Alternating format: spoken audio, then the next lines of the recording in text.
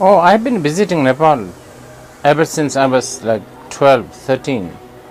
This is where I come and receive a lot of teachings from many, many masters. My grandfather used to be here too, and one of my main teacher, he has a monastery here. And beside that, Nepal has so many holy places that as a follower of the Buddha, we come here to remind ourselves with the Buddha and his teachings. Are you serious? You are asking this question? Yes, I am. Okay. I think there are a lot of things you can do, and you should be doing this. We should be doing this. You know, a few years ago, because I wrote a book about Buddha Dharma, and in it, I dedicate the Buddha, my book to Buddha, and I dedicate this to I said, the Prince of India, to whom, I dedicated this. And I have received so many messages from Nepal readers, many upset, saying that, hey, Buddha is a Nepali, you are claiming that this is from India. And you know what? I feel very happy that they were upset, because they should own him. What did Nepal produce in the entire history of the, world? Nothing much. Maybe some yogurt, I don't know, some carving here and there, some statues. I mean, that you export to the world. Buddha has an influence in the entire China, Japan, Korea, Cambodia, Laos, to name a few. Now, Buddha Dharma is even going to the West. And not only some, sort of small pockets of West, is going to the minds and the heart of the people who are very intelligent, scientists, psychologists, doctors, lawyers. And where does this man come from? From Lumbini, present-day Nepal. So, and also, recently when I was traveling, sometimes in the buses and in the cars, there's like stickers. Oh, Buddha was born in Nepal. Okay, this is the thought I occurred. Just to say and get angry that, Buddha is not from India, Buddha is from Nepal, that's not enough. You need to own him. How do you own him? You need to apply his teachings. And I will, probably I will be making a lot of enemies, but Nepalese, not only government, even the individuals, they are more interested in other religion, Christianity or Hinduism. That's fine. Everybody has their, freedom to choose whatever they want to choose. But if they want to really, appreciate, as a human being, we always like to tell people, this is what we have. How many Sherpas I have met? We in Nepal, we have Mount Everest. We are so proud that we have Mount Everest. You should be proud that you have the Shakyamuni Buddha born in Nepal. So how do you do that?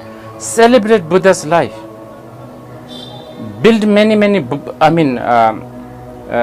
put Buddhist education on the most grassroots level, not only as a religious study, as a historical study, as an anthropology study. I don't know, there's a lot of things you can do. Have national holidays 4 times a year about Buddha's birth, Buddha's turning of the wheel of the Dharma. You should be celebrating him. And then, if the Buddha's teaching has a lot of violence, lot of outdated, old-fashioned teachings, then I understand you don't want to keep. But Buddha's teaching has everything that is what we need in the world. So actually, to put Buddhist education, Buddhist wisdom-oriented or based Buddhist wisdom teachings, if you can put this into the kindergarten, into high schools, in the colleges, it will only help first the people here, and then The whole world will come here to learn. The world is getting really crazy.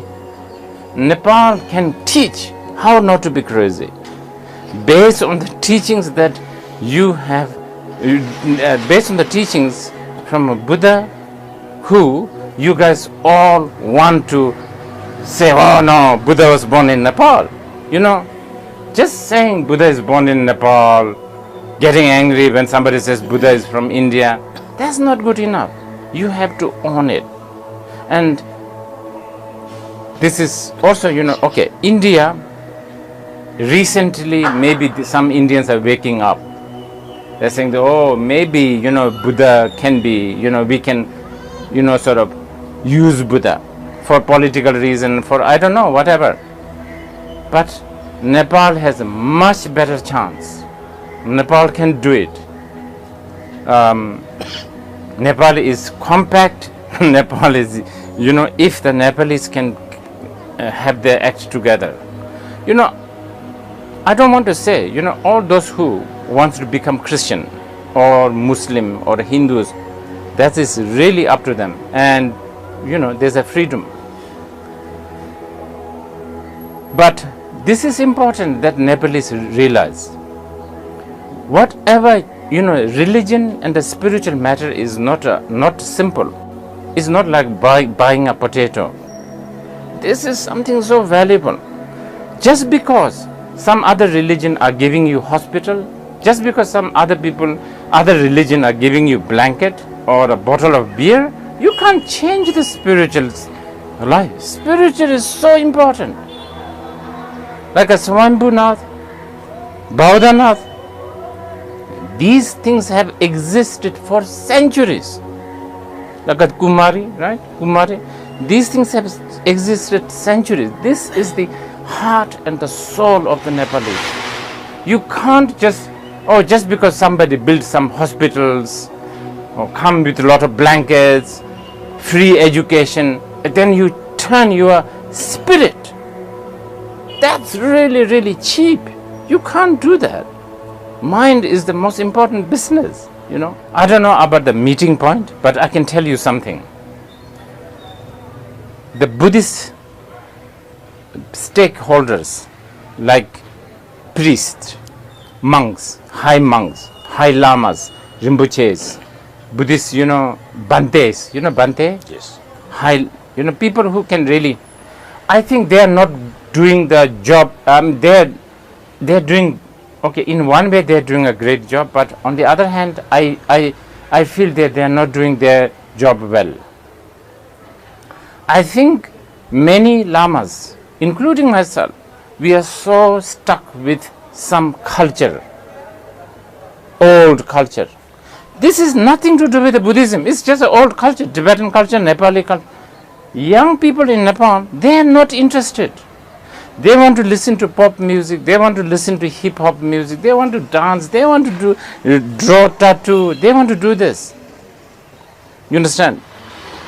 What we need to teach young people is how to really work with their emotion. Like Four Noble Truth. It's a perfect. Four Noble Truth is got nothing to do with the Nepali culture. So I think anyone who is really trying to deliver the Buddha's message, we must really learn to deliver it with a present day language. Not get stuck with some culture, which is not even a Buddhism to begin with. You know, between material and spirit, spirit is much more important. Between the body and the mind, mind is most important. You know, identity is important. Why do we have a Facebook? Why do we have an Instagram? And why do we put our photo there? And why do we do all kinds of things like different hairstyle, different this, different that? Because we like to tell the other world, this is my identity, this is me. Now, Nepalis, if they want to really keep their identity well, they should really go back to their history and then try to find who was the greatest man that is born in Nepal. Not Shakespeare, not Karl Marx, none of them, not Gandhi.